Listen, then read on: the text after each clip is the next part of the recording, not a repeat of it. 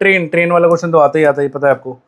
कह रहे एक ट्रेन कवर करेगी distance 300 kilometre at a uniform speed. एक ट्रेन 300 किलोमीटर चली एक फिक्स स्पीड के साथ। अगर स्पीड ऑफ ट्रेन को मैं 5 से बढ़ा दूं, अगर मैं स्पीड को 5 बढ़ा दूं, अगर स्पीड बढ़ाने से टाइम कम लगता है ना, तो कह रहा है जर्नी में 2 घंटे कम लगेंगे। बताओ ओरिजिनल स्पीड बता दो।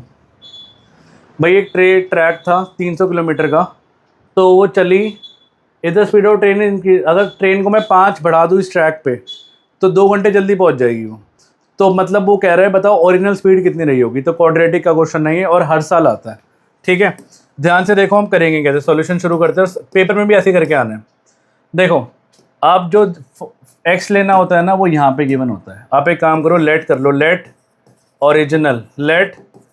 Original speed of train, original speed of train कितना ले लो, be x kilometre per hour, ठीक है। अब लिखो ATQ।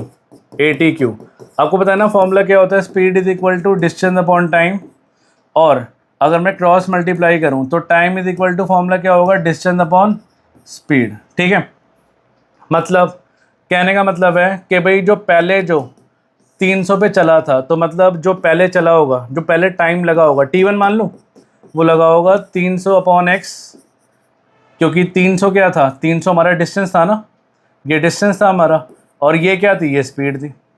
अब उसने क्या करा, अब उसने स्पीड को 5 ज़्यादा कर दिया।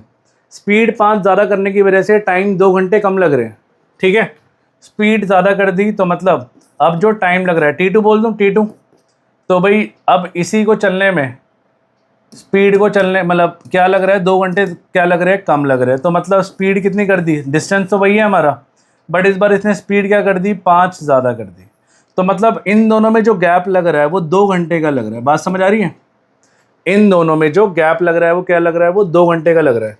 मतलब मैं ये कह सकता हूँ, हाँ जी, हम ये कह सकते हैं कि भाई जो T1 है is equal to T2 plus 2 घंटे। क्या ये बात समझ आई आपको, ये बात समझ आती है। T1 is equal to T2 plus 2 घंटे।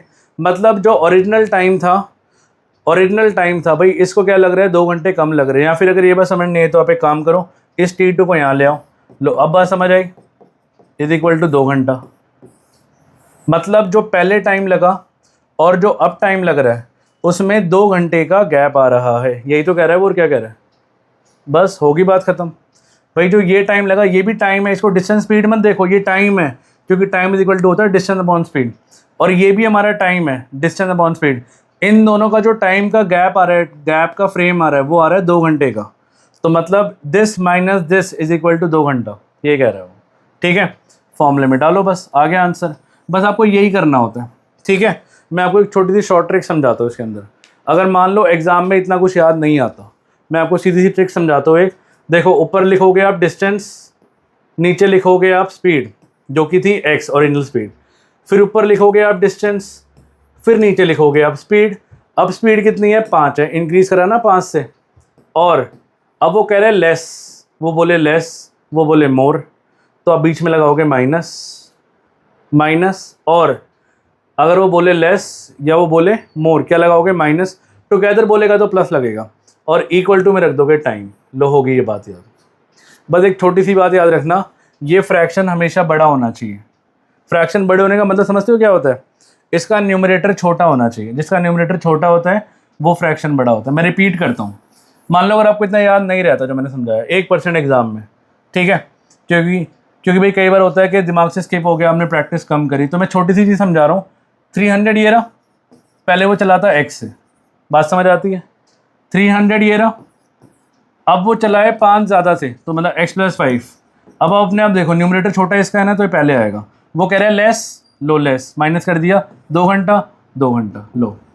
यही बात हो रही है जो मैं कह रहा हूँ। ऐसे कर लो, one and the same thing, but paper में करके आना है। अब बहुत सिंपल है इसको सॉल्व करना। एलसीएम ले लो, एक काम करो इजी करने के लिए मैं 300 कॉमन ले लूँ ताकि क्वेश्चन और इजी हो जाए। तो ये हो गया 1/x minus 1/x plus 5 is equal to 2। अब आप एलसीएम ले लो, इनका एलसीएम ले लो। ये आएगा x इंटू एक्स प्लस 5, ये यहाँ पे जाएगा x plus 5 minus x is equal to 2। कट गया। है ना। इस 2 को भी नीचे ले आओ, क्रॉस मल्टीप्लाई कर लो। एक काम करो, क्योंकि 2 से 300 कटता हुआ दिख रहा है, ये आया मेरे पास 300 इंटू 5 अपॉन 2 को नीचे ले आओ और इस पूरे को ऊपर ले जाओ, तो ये हो गया एक्स स्क्वायर प्लस 5x। बात समझ आ रही है। 2 को नीचे लाया तो 2 से कटेगा 150 पे, ये 150 कटेगा, है ना। अब क्या करेंगे, क्वाड्रेटिक बनेगी इसकी भी भाई, क्वाड्रेटिक बनेगी, ध्यान से देखो। 150 इंटू 5, 15 5 से 75, तो 750 आ गया is equal to x square plus 5x। अब एक काम करो, 750 को वहाँ ले आओ, तो ये होगा x square plus 5x minus 750 is equal to 0। अब हमने 750 के फैक्टर लेने हैं, मिडिल टर्म स्प्लिटिंग करनी है, तो भाई याद रखना 5 आना चाहिए। तो ज़रूरी नहीं है सारे फैक्टर निकालने बैठोगे आप, आपको पहले ही आ जाएगा। देखो ध्यान से देखो, मैं ये कह रहा हूँ 5 गया, 5 1 जा 5, 25, 5 5 जा 150 आ गया, 5 गया 30 पे, 5 लाना है, आ गया देखो 5। मैं कह तो रहा हूँ लगाने से पहले ही आ जाता है। देखो 5 5 जा 25 और 25 और 30 फैक्टर आ गए। यही करना होता है एग्ज़ाम में। बच्चे क्या करते हैं, बच्चे ना पूरा निकालेंगे, पहले अपनी मन को संतुष्टि देंगे और उसके बाद जाके जब ये नंबर हो जाएंगे ना ये, फिर उसके बाद सर पकड़ लेंगे कि यार अब मैं करूँ कैसे। लेकिन जो स्मार्ट बच्चे होंगे वो क्या करेंगे, वो यहीं पे समझ जाएंगे कि यार 5 5 आ गया, 25 और 30 और 25 फैक्टर बन रहे हैं हमारे, 5 आ रहा है। ठीक है, अब देख लो, आपने स्मार्ट वर्क करना है, हार्ड वर्क करना है, मर्ज़ी आपकी है। और प्रैक्टिस से आती है चीज़ें सारी है, प्रैक्टिस करोगे उतना आएगा। पर हमें लाना क्या है, 30 और 25 ना, तो मैंने बताया था इसको प्लस लिख दो, यहाँ लिख दो प्लस x लिख दो और यहाँ लिख दो 30 माइनस 25 लो। गलती होने का चांस ख़त्म कर दिया आपने आज से, अब गलती नहीं होगी, ब्रैकेट खोल लो। ये हो गया 30x माइनस 25x माइनस 750। 2 2 करके कॉमन ले लो, x कॉमन आया, अंदर क्या बचा x प्लस 30, माइनस 25 कॉमन आया, अंदर क्या बचा। अरे सोचना क्या है, अगर जब हम बिल्कुल ठीक कर रहे हैं तो बिल्कुल ठीक ही आएगा ना, x प्लस 30 आएगा। और अगर आपको लग रहा है कि आपने फिर भी सोचना है तो मैं दिखा भी देता हूँ कैसे।